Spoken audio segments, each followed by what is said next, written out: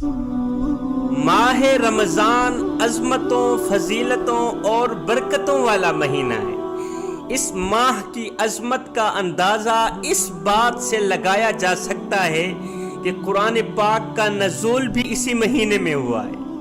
وہ قرآن جس کا ایک لفظ پڑھنے سے ہمیں 10 نیکیاں ملتی ہیں۔ سبحان اللہ۔ آقا کریم علیہ السلام کا معمول تھا کہ جب بھی رمضان المبارک کا چاند نظر آتا تو آپ صلی اللہ علیہ وسلم فرماتے تھے کہ یہ چاند خیر و برکت کا چاند ہے۔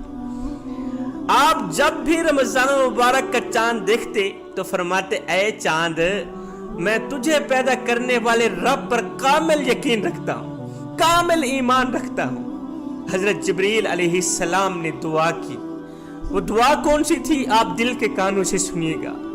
حضرت جبریل علیہ السلام نے دعا کی کہ ہلاک ہو جائے وہ شخص جس کو رمضان کا مہینہ ملے اور وہ اپنی بخشش نہ کروا سکے۔ ہلاک ہو جائے وہ شخص جس کی زندگی میں رمضان المبارک کا مہینہ آئے، جس کے گھر، جس کی زندگی میں رمضان المبارک کا مہینہ مہمان بن کر آئے اور وہ اس ماہ رمضان کا ادب و احترام کر کے بخشش نہ کروا سکے، ہلاک ہو جائے وہ شخص۔ مطلب کہ روزہ رکھنے کے باوجود بھی وہ اپنی بخشش نہ کروا سکے، نماز پڑھنے کے باوجود بھی وہ اپنی بخشش نہ کروا سکے۔ یہ کیسے ہو سکتا ہے کہ بندہ نماز بھی پڑھے، روزہ بھی رکھے اور بخشش بھی نہ کروا سکے؟ دراصل یہ وہ روزہ ہے، یہ وہ نمازیں ہیں انسان کی جو دکھاوے کی ہیں۔ انسان قیام کرتا ہے لوگوں کو دکھانے کے لیے، رکوع کرتا ہے لوگوں کو دکھانے کے لیے، عبادات کرتا ہے، تہجد پڑھتا ہے، قرآن پڑھتا ہے، روزہ رکھتا ہے لوگوں کو دکھانے کے لیے۔ حضرت سیدنا علی المرتضیٰ شیر خدا کرم اللہ وجہ الکریم نے فرمایا تھا، فرمایا اپنی نیکیاں ایسی تھیلے میں مت رکھو جس کے نیچے سوراخ ہی سوراخ ہو۔ جب حضرت سیدنا جبریل علیہ السلام نے یہ دعا کی کہ ہلاک ہو جائے وہ شخص جس کو رمضان کا مہینہ ملے اور وہ اپنی بخشش نہ کروا سکے، یہ سنتے ہی میرے نبی نے فرمایا آمین۔ حضرت جبریل کی اس بد دعا پر میرے نبی نے آمین کہا ہے۔ حضرت جبریل کی اس بد دعا پر میرے نبی کا آمین کہنا یہ رمضان کی فضیلت اور برکت کی طرف اشارہ ہے۔ ہمیں سمجھ لینا چاہیے کہ رمضان کی اہمیت کیا ہے، رمضان کی فضیلت کیا ہے۔ میرے نبی نے فرمایا میری امت کو ماہ رمضان میں 3 چیزیں ایسی عطا کی ہیں اللہ پاک نے جو مجھ سے پہلے کسی نبی کی امت کو نہیں ملی۔ 3 چیزیں اللہ تعالیٰ نے میری امت کو ایسی عطا کی ہیں، تحفے میں دی ہیں، مجھ سے پہلے کسی نبی کو وہ 3 چیزیں نہیں ملی۔ صحابہ کرام نے عرض کی یا رسول اللہ کون سی بابرکت 3 چیزیں ہیں، ہمیں بھی بتائیں نا۔ میرے نبی نے فرمایا پہلی چیز، جب رمضان المبارک کی پہلی رات آتی ہے، رمضان کی پہلی رات آتی ہے نا، تو اللہ تعالیٰ اپنے بندوں کی طرف نظر رحمت فرماتا ہے۔ سبحان اللہ۔ سنو، جس کی طرف اللہ نظر رحمت فرمائے اسے کبھی بھی جہنم میں نہیں جانے دیتا۔ جس کو اللہ تعالیٰ رحمت کی نگاہ سے دیکھے، کرم کی نگاہ سے دیکھے، اسے کبھی بھی جہنم میں نہیں جانے دیتا۔ دوسری چیز، شام کے وقت ان کے منہ کی بو جو بھوک کی وجہ سے ہوتی ہے نا، اللہ تعالیٰ کے نزدیک مشک کی خوشبو سے بھی بہتر ہوتی ہے۔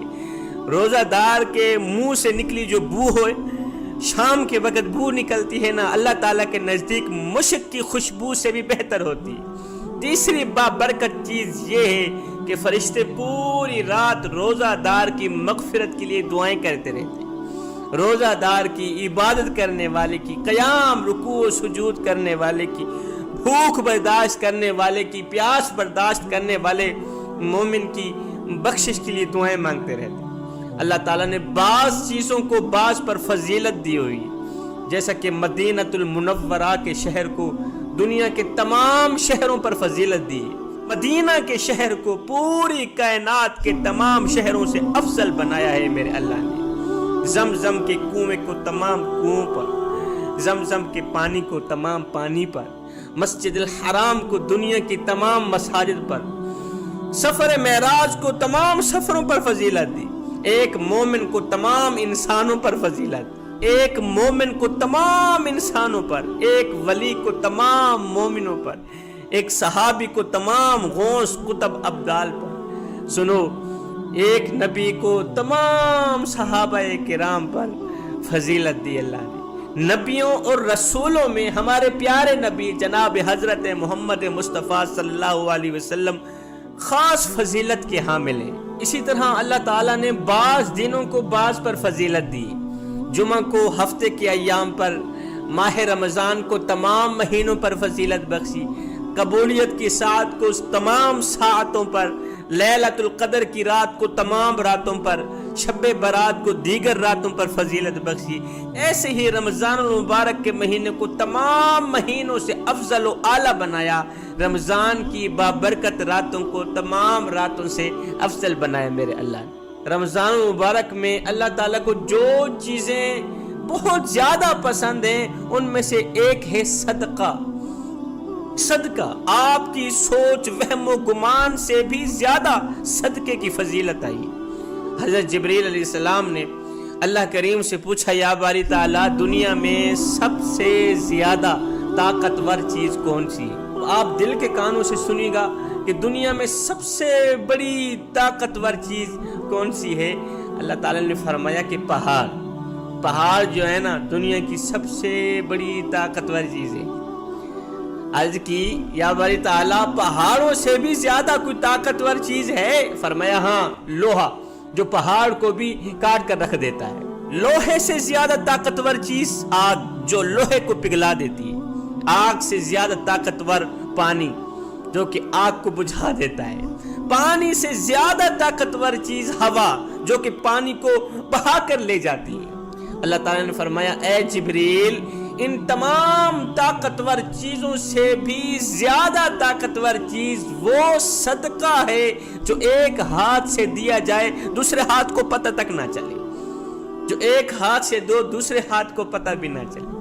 رمضان المبارک میں کی گئی توبہ بھی اللہ تعالیٰ کو بہت زیادہ پسند ہے۔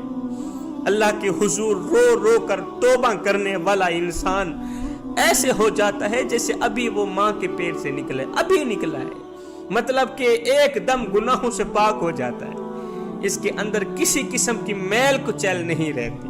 پورا سال مسلسل گناہ کرتے رہو، اس کی بارگاہ میں جرم کرتے رہو، خطائیں کرتے رہو، گناہوں پہ گناہ کرتے رہو، صرف ایک بار توبہ کرو، ایک بار توبہ کرو، اللہ تمہاری توبہ ضرور قبول فرمائے گا، تمہاری آنکھوں سے نکلا آنسو رد نہیں کرے گا۔ جوانو، میرے نبی کے غلاموں، میرے نبی نے فرمایا، میں اللہ کا حبیب ہوں، میں اللہ کا حبیب ہوں۔ فرمایا جو جوان جوانی میں توبہ کرتا ہے وہ بھی اللہ کا حبیب بن جاتا ہے۔